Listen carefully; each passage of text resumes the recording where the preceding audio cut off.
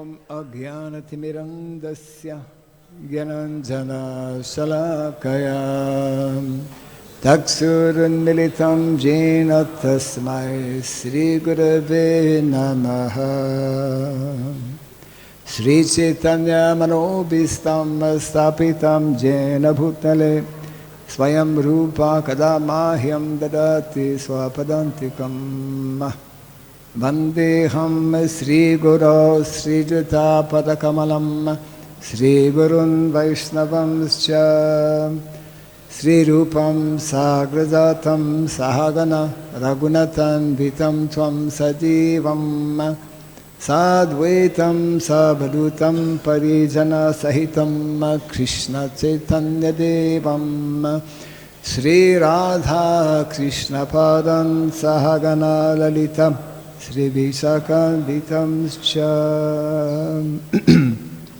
He Krishna Karuna Sindhu Dinabandhu Jagatpate Gopesha Gopika Kanta Radha Kanta Namostute Tapta Kansana Gaurangi Radhe Vrindavaneshwari Vrishabhanu Suti Devi Pranamami Hare Priye Vanchakalpa Tarubhyascha Kripa Sindhu Vyaevacha Patitanam Pavanebhyo Vaishnavebhyo Namo Namaha Narayanam Namaskritya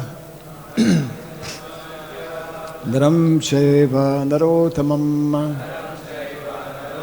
Devim Saraswatim Vyasam Tato Jayamudirayed. Before reciting the Srimad Bhagavatam, which is our very means of conquest, let us first offer our respectful obeisances unto Narayana, the Supreme Personality of Godhead, unto Nara, Narayan Rishi, the supermost human being, unto Mother Saraswati, the Goddess of Learning, and unto Srila Vyasadeva, the author. Nasta Prayashabhadreshu Nityam Bhagavata Sevaya Bhagavati Tamashloke Bhaktir Bhavati Naistiki. By regularly hearing the Srimad Bhagavatam and by rendering a service unto the pure devotee, all that is troublesome within our heart becomes destroyed practically to nil, and loving devotional service unto the Supreme Lord, who is praised with transcendental songs, becomes established as an irrevocable fact. Idam Bhagavatam Nama Puranam Brahmasamitam Utamashloka Charitam Chakara Bhagavan Rishi Nishreyasaya lokasya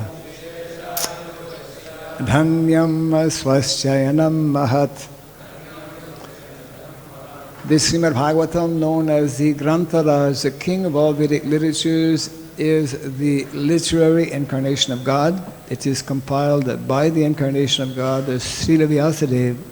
It is meant for the ultimate good of all people. It is all successful, all blissful, and all perfect.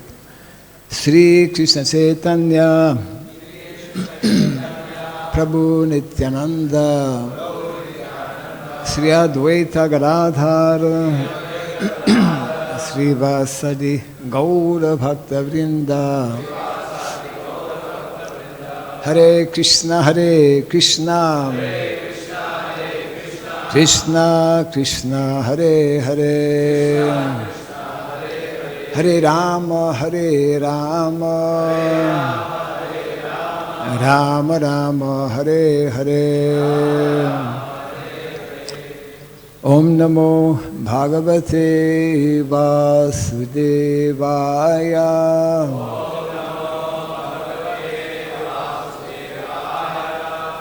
Om Namo Bhagavate Vasudevaya.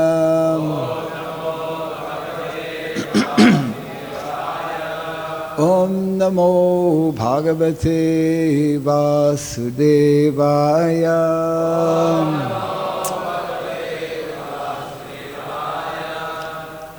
There's a second short mantra. You have to listen carefully. It's very short, but if you don't listen carefully, you'll miss it. Kindly repeat. Om Surabhyay Namaha. Om Surabhyay Namaha. Om Surabhyay Namaha.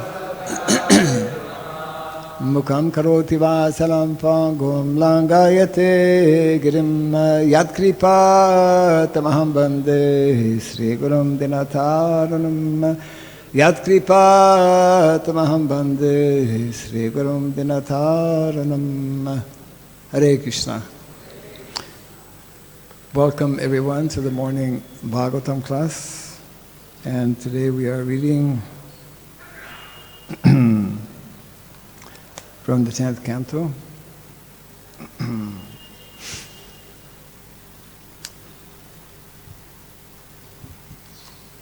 Chapter 83, entitled Draupadi Meets the Queens of Krishna. Which text is on the board? 17, right? Okay. 1-7.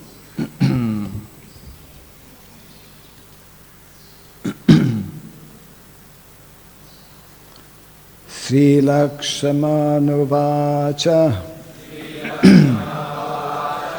Mamapi Rajni Achyuta Janma Karma Sritva Muhur Narada Gitam Asa Ha Chitam Mukunde Kila Padma Hastaya Vrittaha Su Samrishya Vihaya Loka Pan. Sri Lakshmanuvacha Mama pirajnya chuta janma karma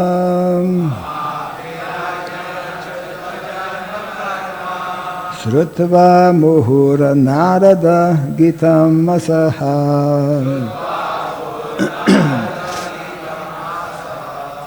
Chittam mukunde kila padma hastaya Vrita susamrishya vihaya lokapan. Sri Lakshmanuvacha Mama pirajnachuta janma karma Srutva muhura narada gitamasaha Chittam mukunde kila padma hastaya Vrita susamrishya vihaya lokapan. Sri Lakshmanuvacha Mama pirajnachuta janma karma Srutva muhura narada gitamasaha Chittam mukunde kila padma hastaya Vrita susamrishya vihaya lokapan.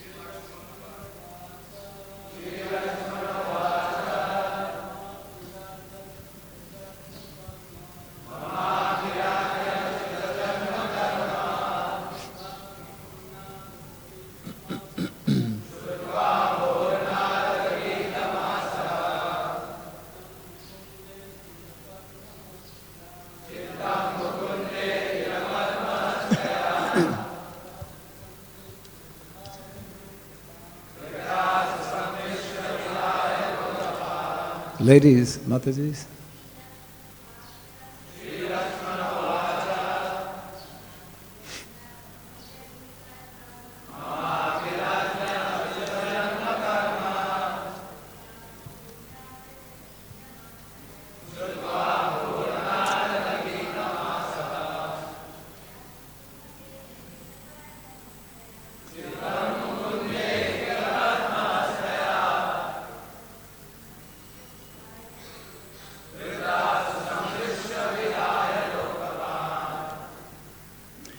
Sri Lakshmana Uvacha.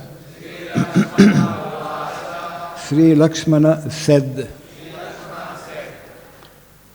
Mama, my, Api, also, Rajni, O Queen, Achyuta, of Lord Krishna, Janma, about the births, Karma, and activities, Srutava, hearing, Muhuhu, repeatedly, Narada, by Narada Muni, Gitam, chanted, Asaha, became, Chittam, my heart, Mukunde, fixed upon Mukunda, Kila, indeed,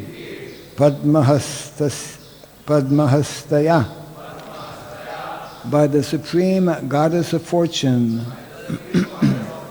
who holds a lotus in her hand, Vrittaha, chosen, Su, carefully, Samrishya, considering, Vihaya, rejecting, Loka, of planets, Tan, the rulers. Translation with no purport by the followers of Srila Prabhupada. Sri Lakshmana said, O Queen, I repeatedly heard Narada Muni glorify the appearances and activities of Achyuta, and thus my heart also became attached to that Lord, Mukunda. Indeed, even Goddess Padmahasta chose him as her husband after careful consideration, rejecting the great demigods who rule various planets. Kindly repeat after me. Sri Lakshmana said, O Queen, I repeatedly heard Narada Muni glorify the appearances and activities of Achyuta, and thus my heart also became attached to that Lord, Mukunda. Indeed, even Goddess Padmahasta chose him as her husband after careful consideration, rejecting the great demigods who rule various planets. So we are also reading text 18 and 19, which has a short purport. I will just read 18 translation, or I'll read the text and the translation. Gyatva mamamatam sadvi pita duriti vatsalaha brihatsena iti kyatas tatropayam achikarat. Translation. My father, Brihatsena, was by nature compassionate to his daughter, and knowing how I felt, O saintly lady, he arranged to fulfill my desire. Text 19. Yatha swayam vare rajni matsya parte psaya kritaha ayam tu bahir aschanno drishyate jale param. Translation and purport. Just as a fish was used as a target in your Swayamvara ceremony, O Queen, to assure that you would obtain Arjuna as your husband, so a fish was also used in my ceremony. In my case, however, it was concealed on all sides, and only its reflection could be seen in a pot of water below. Purport. Arjuna is famous as a most expert bowman. Why then could he not hit the fish target at Srimati Lakshmana's Swayamvara ceremony, just as he had done once before to win Draupadi? Srila Sridhar Swami explains, the target at Draupadi's Swayamvara had been covered only partially, so that a marksman could see it if he looked straight up the pillar on which it was placed. To shoot Lakshmana's target, however, it was necessary to aim by looking up and down at the same time, an impossible feat for any mortal.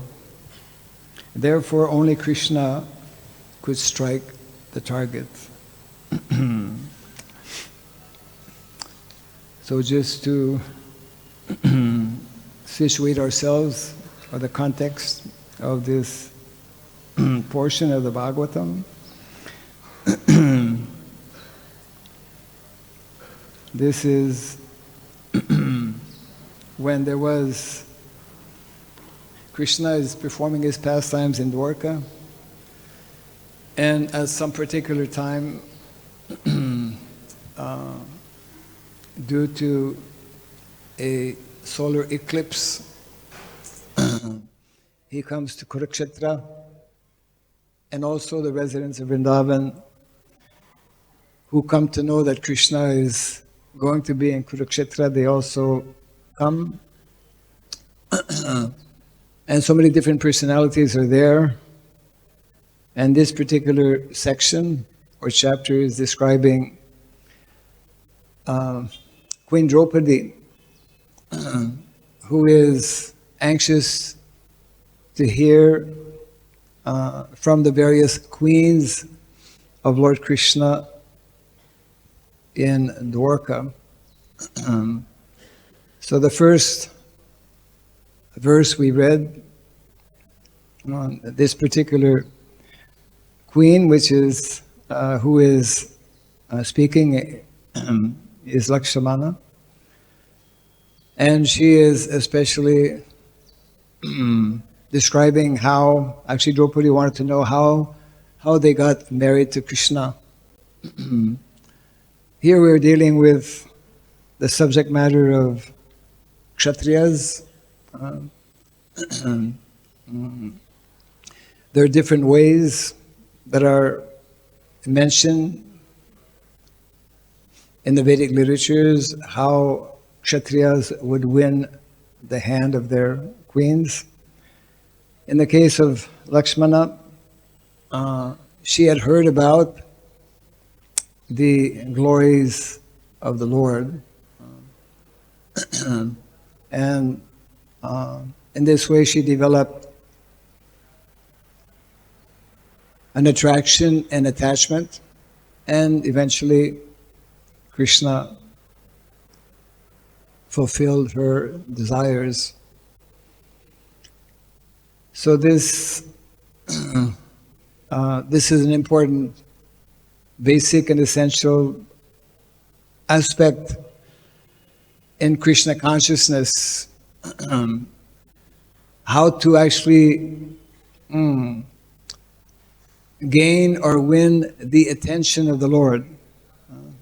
One of the foremost ways, which is being mentioned here, is by constant and continued, Prabhupada uses the word or the term, oral reception, isn't it?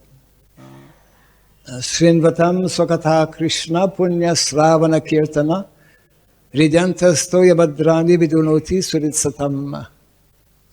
Because the living entities in the material world have been for so many lifetimes not hearing about Mukunda, not hearing about Krishna, but rather have been engaged in all kinds of activities and pursuits on the material platform. Therefore, the living entity has lost its natural, we could say, taste for such higher subject matters. And therefore, to revive that original attraction, because by nature, Prabhupada explains how every living entity has this natural attraction, this natural inclination. We are not by nature inactive. If we are not active in terms of Krishna consciousness, if we are not attracted to Krishna and things that are related to Krishna, by nature we will be forced to be attracted to other things. Means we will be attracted to material activities, material personalities, etc. So therefore, one of the foremost principles, we could say in many ways the beginning principle in spiritual life, is to hear, to develop, another word that Prabhupada would use, the affinity for hearing. Means developing a taste which will eventually, a higher taste, which will eventually lead us away or take us away from what is called the lower taste. Param drisva nivartati, as Krishna explains in the Bhagavad-gita. So whole Vedic culture, the various pastimes that are described about so many great personalities, and of course, the foremost of all the great personalities, Lord Krishna, we are meant to develop some kind of attraction and taste to hear about these subject matters. That natural taste will not come unless our consciousness becomes purified. And of course, consciousness will become purified based on our association. Srila Prabhupada established, especially in the very beginning of our movement, 3 prominent temples. Juhu is one of them. It's very nice to come after quite some years to see how the temple devotees and those who are visiting Juhu is maintaining a very vibrant atmosphere. Not only we need to create and experience such vibrant atmosphere in our temples, but we need to create that. Temples are meant to help us create that actually in our individual mind or consciousness.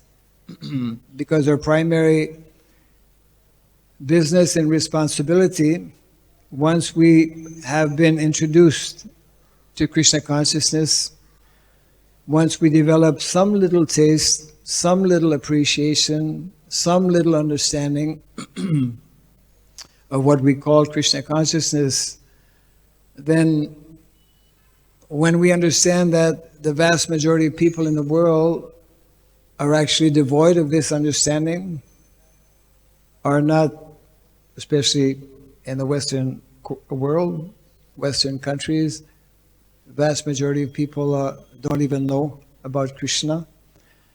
And also here in India, of course, over the last so many years, by Prabhupada's mercy, by the mercy of so many of his followers, more and more people are coming to know Krishna Stu Bhagavan Swayam.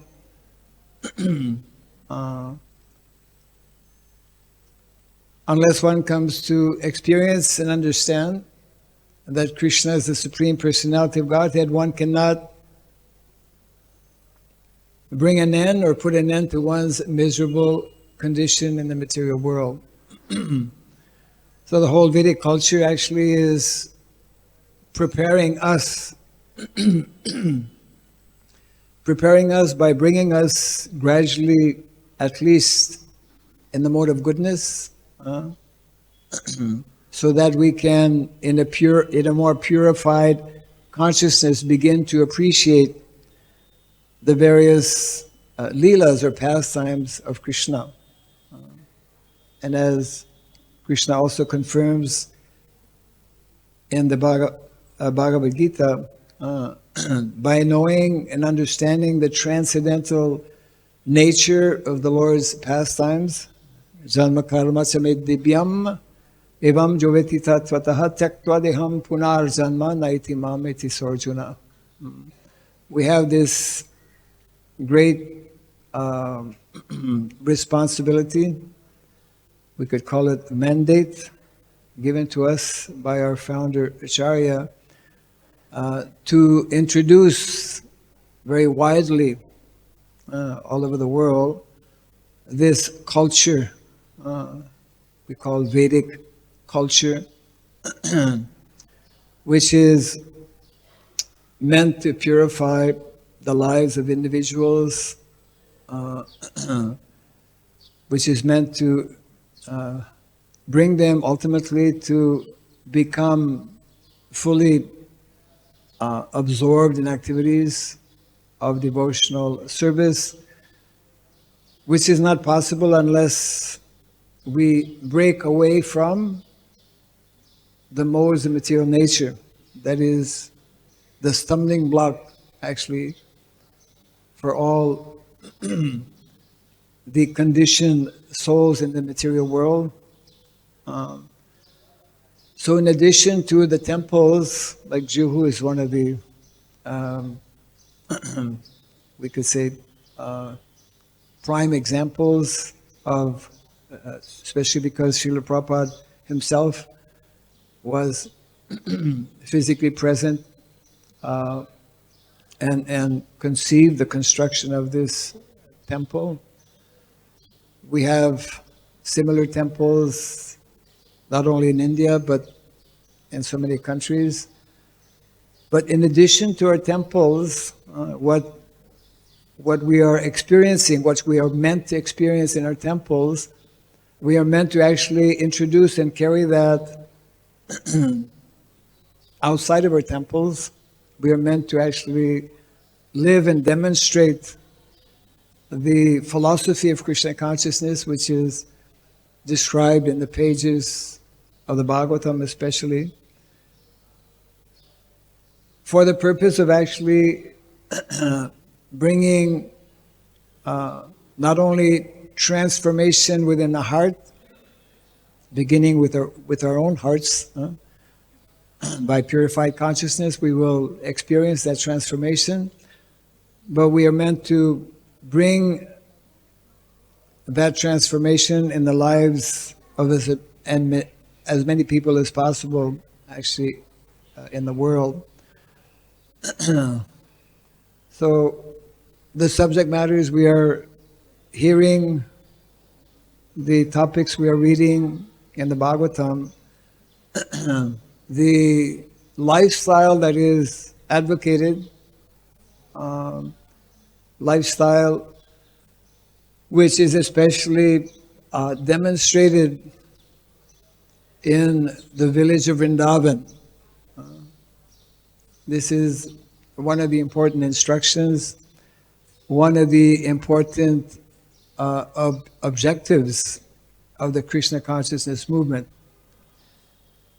Some years back, someone was mentioning that I didn't know that Hare Krishna people were also interested in villages or in cows, because mostly people identify us with very wonderful temples, big temples, with different preaching activities like book distribution and Harinam Sankirtan, which is of course one of the main activities in our major temples. At the same time, there's a whole other dimension that we tend to forget, and I suppose I end up eventually speaking on this topic because it's an area that was very much spoken about and desired by our founder Acharya. Means outside of our big cities, outside of our big temples, or beyond our big temples, we need to introduce the essence of Krishna consciousness in such a way that people, wherever they are, and we could say where especially they should be.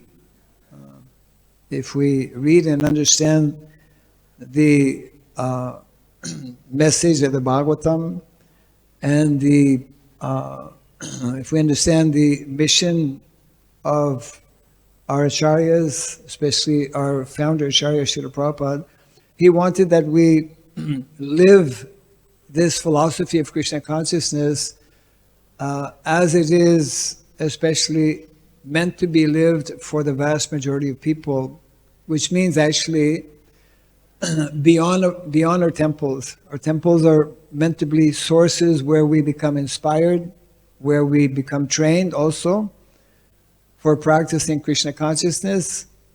But the vast majority of our devotees will not be living in our temples. As we know, they will live outside. And where they are meant to live, that also is indicated actually in the pages of the Bhagavatam. It is explained by our acharyas also. Majority of our devotees are meant to live very much in line with the lifestyle that our residents of Vrindavan 5,000 years ago, but not only 5,000 years ago, India especially is that place where still today it's going down of course, but there are over 6 lakhs, over 600,000 villages in India. But to a large extent, these villages are neglected. Of course, in the last few years, especially, our Bhima Prabhu here in Mumbai, through the Bhadra campaign, some of you may know, has encouraged and facilitated that sets of Srimad Bhagavatam be introduced in more and more villages in India. Because without this knowledge, these instructions from the Bhagavatam, from Bhagavad-gita, people in the villages especially, who are in many ways, we could say, neglected or abandoned. Therefore, devotees in the Krishna consciousness movement, as desired by our founder Acharya, wanted that we reintroduce what is meant to be the original culture of India, the original culture that we know as Sanatana Dharma, where people can learn and come to understand that actually that is meant to be the norm and the standard life for the vast majority of people. Actually, recently, when I was leaving Mayapur to start a short tour that I'm on right now, I met one temple president from one of our large temples who was just sharing with me. We kind of met at the airport. Nowadays, we meet devotees in so many places.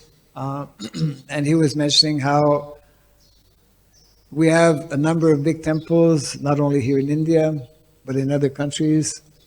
But the tendency, it's not always the case, but the tendency is to be kind of like comfort, feeling some kind of comfort in being situated and doing our like localized preaching in the cities, which is of course necessary.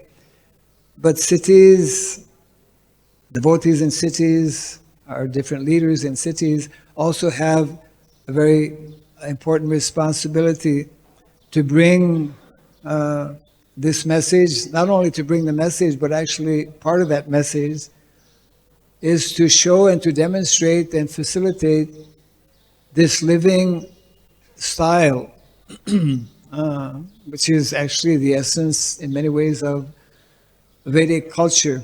Essence in the sense that Vedic culture is an agrarian culture. And I'm sure many of our devotees in our big temples, many of them come from villages.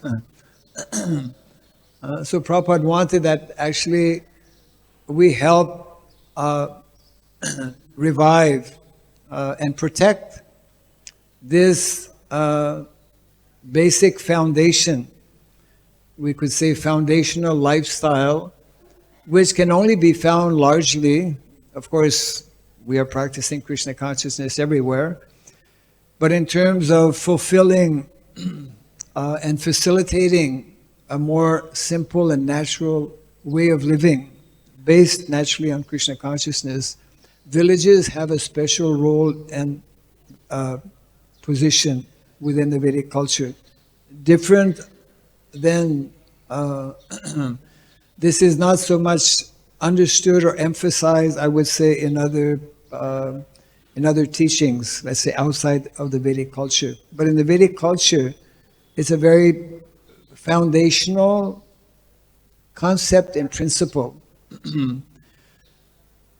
to actually demonstrate practically our philosophy. That is, there are two levels, isn't it, of knowledge that we find explained both in the Bhagavad-gita and Srimad Bhagavatam. Jnanam and Vijnanam. So Jnanam is simply, largely, tends to be theoretical knowledge, but we need to go beyond simply Jnanam to show and demonstrate our factual understanding by coming to the level of Vijnanam. And of course, that Vijnanam needs to be experienced, needs to be lived on two main levels.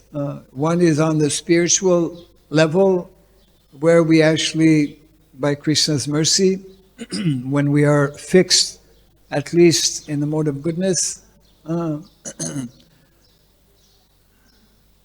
by being fixed in the mode of goodness, we can nicely engage in devotional service. By nicely engaging in devotional service, we attract Krishna's attention, we attract Krishna's mercy, who reveals himself to us, who helps us to understand different subject matters, not only of a spiritual nature, but also of a material nature.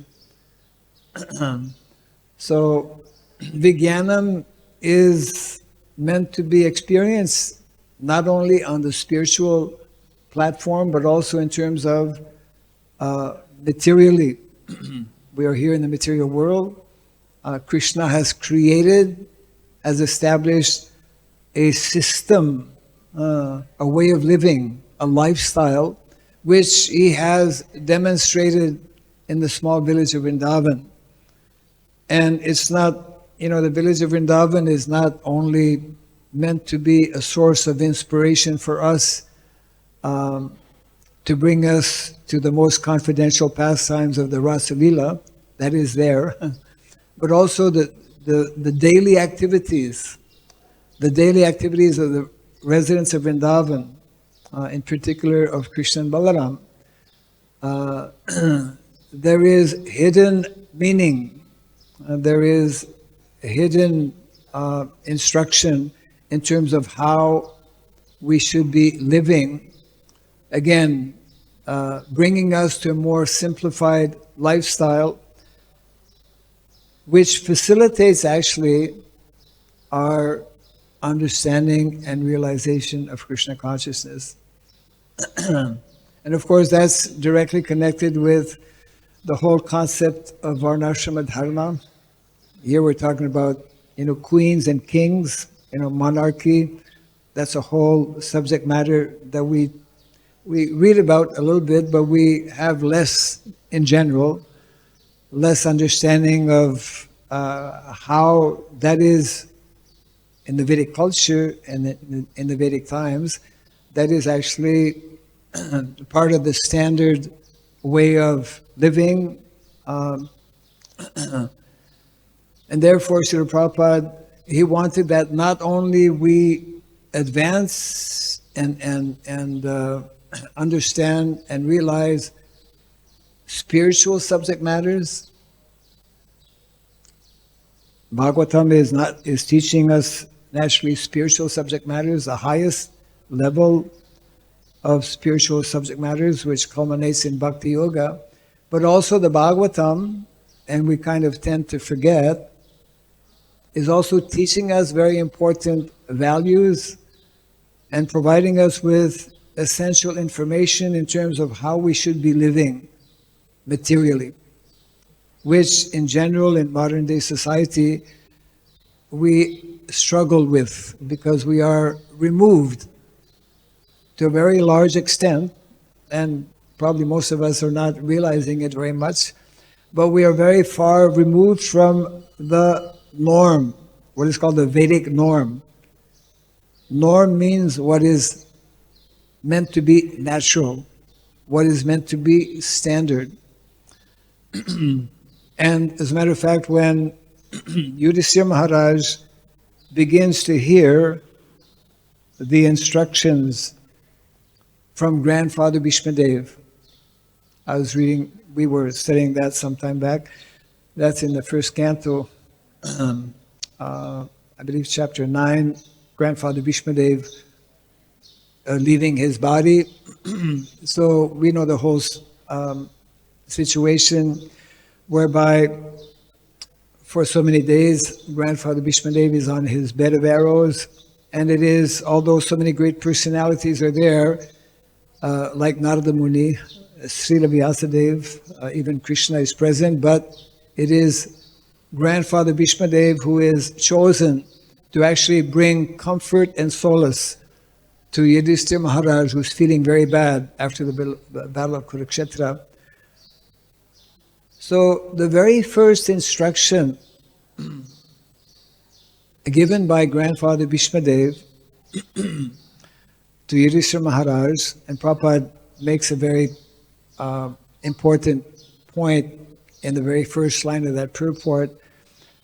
Grandfather Bhishmadev begins his instruction by explaining to Yudhisthira Maharaj that actually, because he's going to assume now the responsibility of the kingdom, he's becoming the emperor of the whole world, actually, Yudhisthira Maharaj. So Grandfather Bhishmadev begins by telling him that the Lord has created this system of social and spiritual divisions in society. It means varnashrama.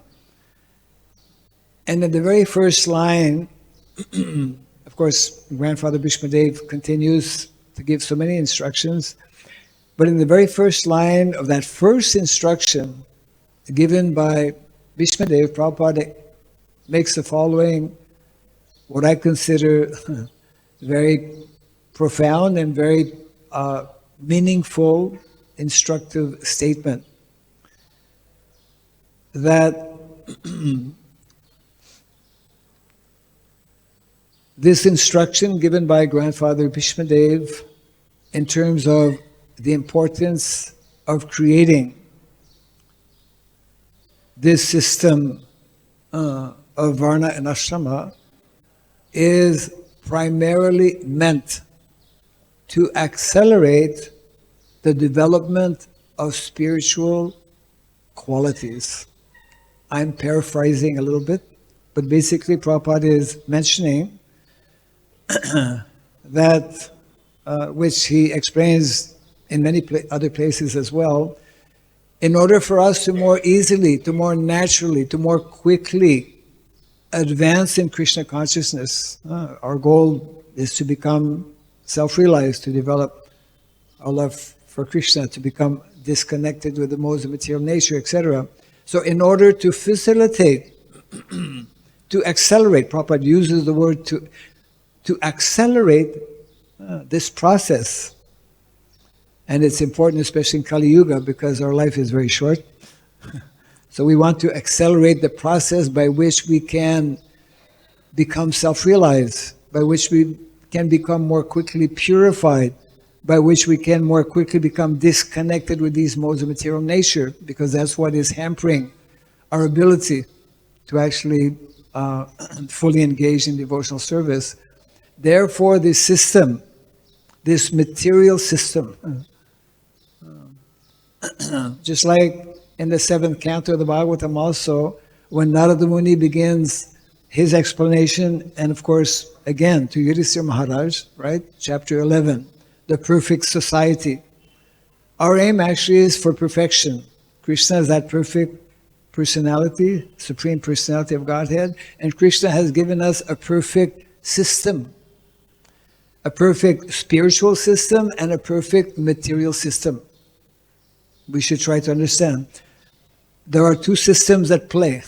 We are all sitting here because we are made up of two energies, the body, material energy, and the spirit soul within. And we need to address both. So Krishna has provided, has given us in the pages of the Bhagavatam, especially Bhagavad-gita, Srimad Bhagavatam, that perfect system, both on the spiritual and material dimension. And Prabhupada explains how, unless we understand both of these systems, and the amazing thing he explains is that to help us understand more easily the spiritual system, perfect system, which culminates in Krishna consciousness, it is very helpful to follow and understand the material system of Krishna, which is Varnashrama, which is, again, understanding the Vedic sciences that actually make up Vedic culture. Kshatriyahood, this whole Leela, which is being described here, is connected with this very elevated consciousness that individuals have when they agree to follow and receive the training and education that is given in the pages of the Bhagavatam and through so many other literatures as well. So this is something that Srila Prabhupada wanted. Maybe I'll just close on this point. This clock is not working well, right?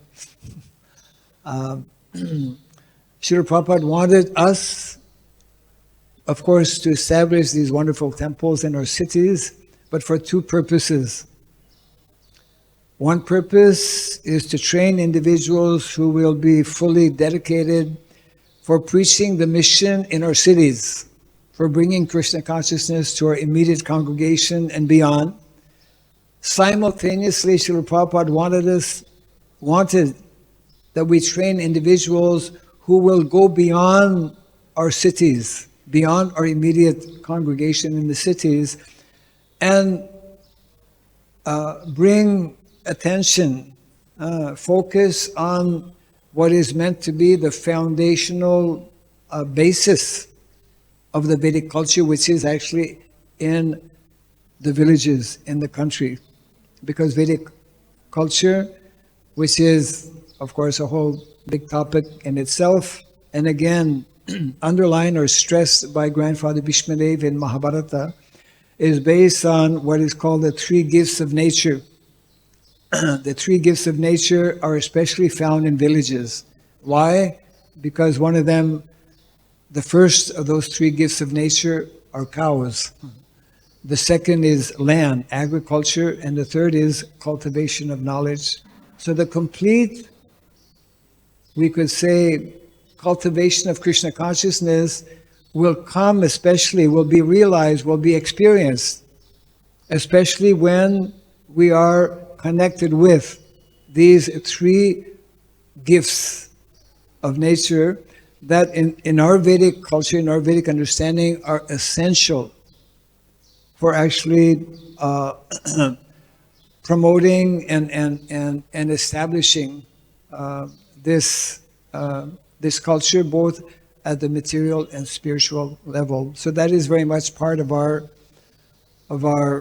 objective, very much part of our mission, to understand and to balance these two levels: spiritual level, which is bhakti, devotional service, and the other level, which is material, which is especially hidden in the topmost of all villages, of course, which is Vrindavan village. So when whatever section of the Bhagavatam we read, we should try to make that connection and to see, to try and understand how well are we balancing these two levels of reality. We have a spiritual reality, spiritual dimension, and we also have material, a material dimension of life.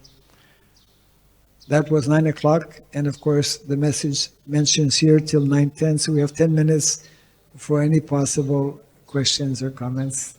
Hare Krishna. Yes. Okay. Yeah, the mic is coming so that more people can hear you. Hare Krishna. Hare Krishna, Maharaj. Nice to see you. Thank you very much. Since I'm also involved in farming, I always feel an attachment to you, Maharaj. Yeah. Now, my question is not about farming, but about cities. About city. So, we have this Varnashma also for the temples. You have the managers of the temples, the presidents, yes, right? Yes. Now, the problem in managing is that you tend to, your Rajoguna comes up. You get attached, right, to the property, to management, then pushes and pulls from people around you. And that tends to bring down your Brahmanical nature. We are trained to be Brahmanas in ISKCON, to be Vaishnavas, so that you're not attached. So, how do we deal with that? How to deal? Well, first of all, not all Vaishnavas are meant to be Brahmanas. The proper understanding is that automatically, by nature, as Prabhupada explains, Vaishnava means one who automatically has the qualities of Brahmana. But not every Vaishnava is meant to act out the role of a Brahmana. Vaishnavas are meant to take up and act out, Prabhupada gives a nice example, as like in a drama. In a drama, we take on the role of a king or whatever, but we know we're not really, we're the king while we're on, while the play is going on. So the whole material existence and experience is that we need to first and foremost understand ourselves as eternal servants of Krishna and develop, that is Vaishnava, gradually develops that understanding. But until and unless we come to that complete topmost position, here's a very strong, important quote from Srila Bhaktivinoda Thakur, who says that the system of Varnashrama is for the Vaishnavas in their conditioned state. So Vaishnavas in their conditioned state will take on sometimes a role, manager role. If they are properly strong in Krishna consciousness, they will not allow themselves to become bewildered. They will understand how to play that role, but that requires some training. Or other Vaishnavas will take on the role of Brahmana. Other Vaishnavas will take on the role of Vaishya. Nanda Maharaj, all the residents of Vrindavan, they are Vaishyas. Krishna himself takes on the role of a Vaishya. Vaishnavas will also take on the role of Shudra. This needs to be understood properly. Shudra means servant, ideal servant, best servant. Actually, Vaishnava, essence of Vaishnavism is seva, service, isn't it? So within that framework of Varnashrama, then Shudra, there are 9 qualities described by Narada Muni.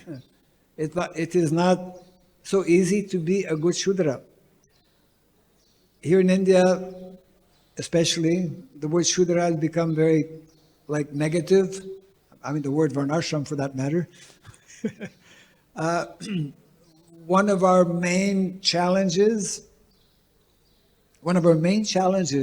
within our ISKCON society is to actually understand and make others understand the glories of Varnashrama. When we hear our acharyas state that, Prabhupada himself, if one is not part of the Varnashrama system, one is not considered civilized. One is not considered a human being, isn't it? Narada Muni speaks about the 30 qualities to develop as a human being. So in many ways, that's where it begins, and that's why Grandfather Bhishmadev speaks about the importance of becoming situated in the mode of goodness. The whole Vedic culture, the whole system of Varnashrama is meant to gradually bring us to that mode of goodness. It's a very big topic, obviously. It remains 50% of Prabhupada's unfulfilled mission. And therefore, at least some people need to focus on it, and more devotees actually need to be aware. And there's one book, just happens to be on my here, which speaking about Varnashrama is a very important book that just recently has become available digitally. You can download it. Somebody just sent it to me just recently. It's available online. It's free as well. Yeah, very important book to understand so many aspects in connection with, for example, the question you're asking. Yeah. Hare Krishna. Any other? Yes. Mike can go there quick.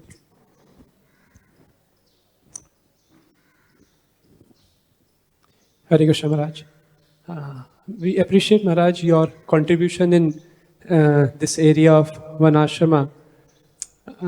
We see Maharaj now villages are ignored and many villages and villagers are taking up